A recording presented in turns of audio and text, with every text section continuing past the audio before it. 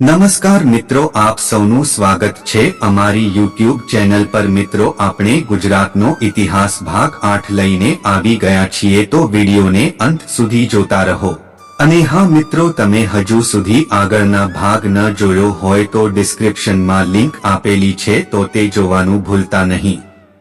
અને મિત્રો, ગુજરાતનો સંપૂર્ણ ઇતિહાસની પુસ્તક જોઈતી હોય તો ડિસ્ક્રિપ્શનમાં લિંક આપેલી છે, ત્યાંથી તમે ખરીદી શકો છો। તો ચાલો મિત્રો, હવે વિડિયો શરૂ કરીએ। મિત્રો, આગળના ભાગમાં જાણ્યું તે મુજબ ચામુંડરાજ નાનપણથી જ પોતાના પિતા મૂળરાજની જેમ પરાક્રમી હતો।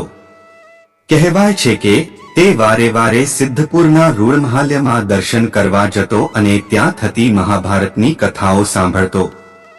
આમ નાનપણથી જ તે ધાર્મિક વૃત્તિનો અને જાંબાજ હતો।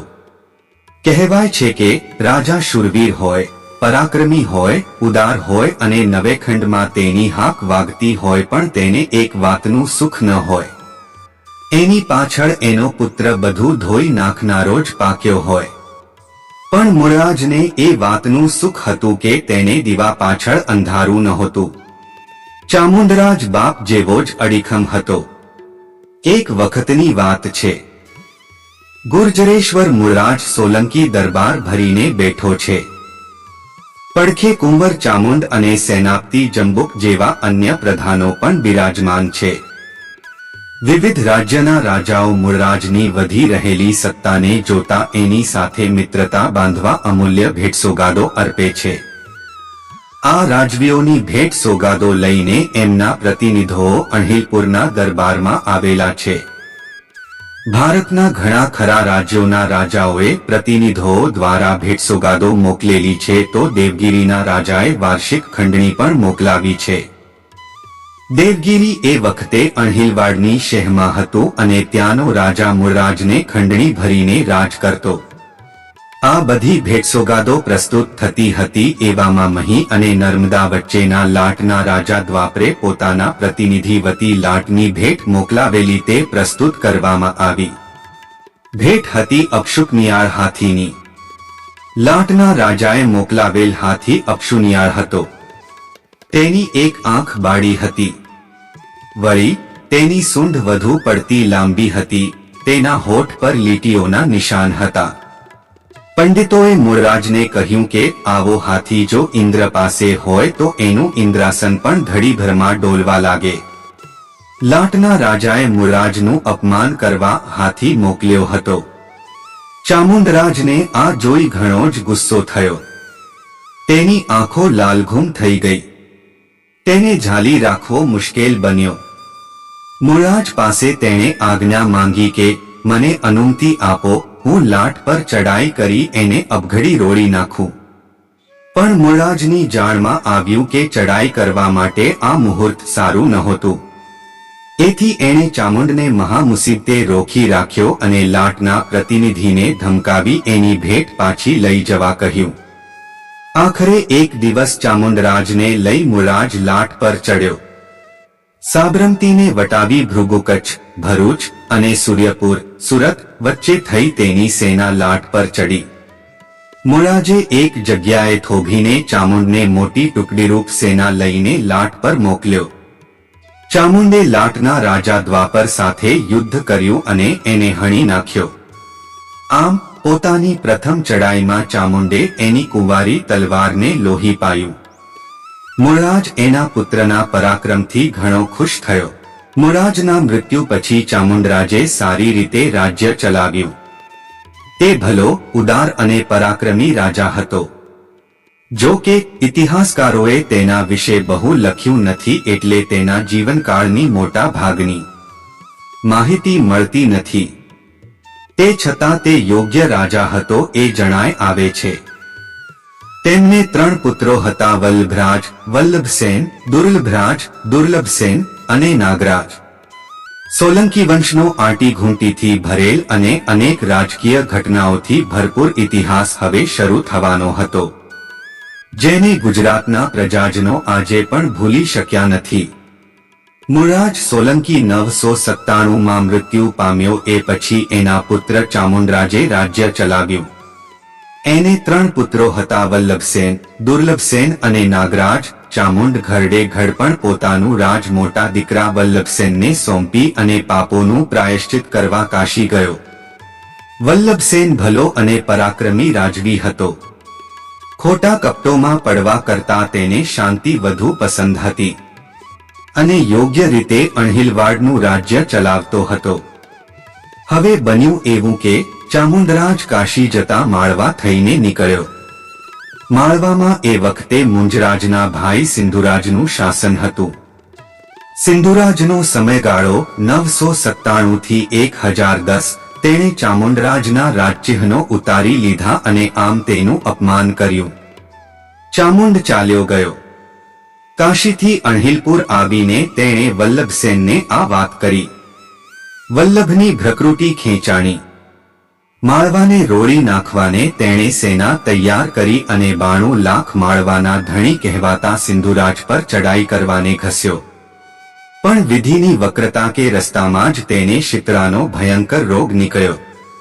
ઘણા વૈદોને બોલાવવા છતાં કોઈ ઈલાજ ન થયો. આખરે બહુ જ નાની ઉંમરમાં અણહિલપુરનો ધણી જન્મભૂમિથી દૂર સ્વર્ગમાં સિધાવી ગયો.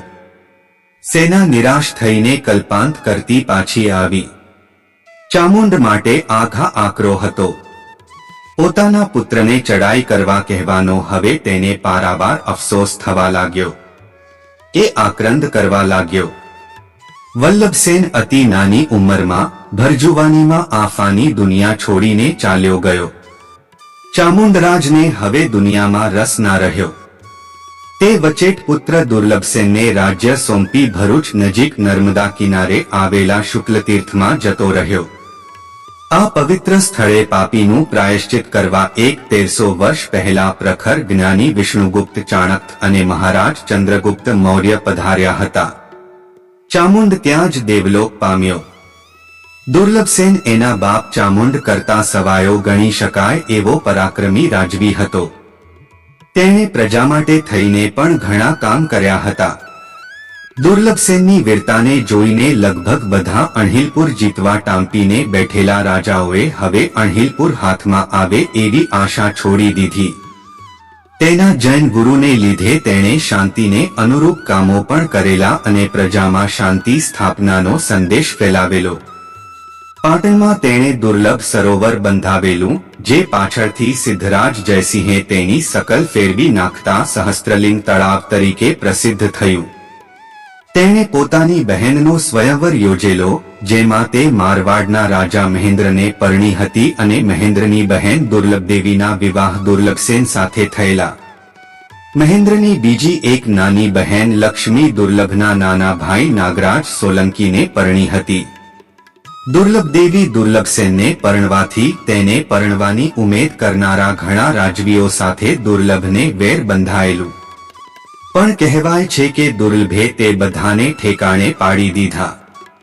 દુર્લભસેને સોઠ જૂનાગઢના રાજા રાડિયાસને હરવ્યો હતો.